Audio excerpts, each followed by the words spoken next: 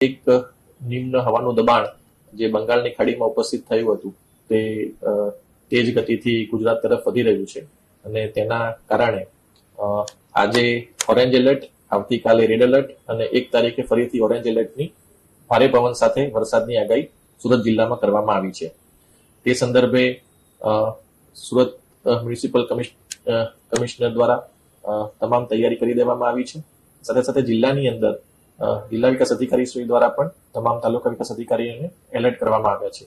એ સાથે સાથે પ્રાંત અધિકારી શ્રી અને મામલતદારશ્રીઓને પણ એલર્ટ કરવામાં આવ્યા છે.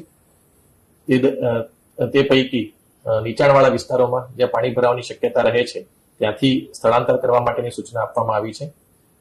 સાથે સાથે આ વખતે ભારે પવન પણ સાથે આવવાની શક્યતા છે. તેથી જેટલા પણ લૂઝ સ્ટ્રક્ચર્સ છે તેને પણ ઉતારી દેવા માટે, હોર્ડિંગ્સ ઉતારી દેવા માટે તમામ નગરપાલિકાઓને પણ જાણ કરવામાં આવી છે. મારી ખાસ એક વિનંતી પશુપાલકોને છે કે આપના પશુઓને આપ બાંધીને રાખો છો, તેથી જ્યારે વધારે વરસાદ આવે અને પાણી ભરાય તો તેવા સમયે તેને તણાવવાની શક્યતા રહે છે. તેથી જ્યારે વધારે વરસાદ આવે અને પાણી ભરાવાની શક્યતા જણાય તો પશુઓને ખુલ્લામાં રાખો, તેમને તાર સાથે કે કોઈ પોલ સાથે બાંધો નહીં, તેથી તે પોતાની રીતે જે સુરક્ષિત જગ્યા છે તે શોધી શકે. અગત્યની જે વાત છે કે આવતીકાલે 31મીએ ખૂબ જ ભારે વરસાદની શક્યતા છે.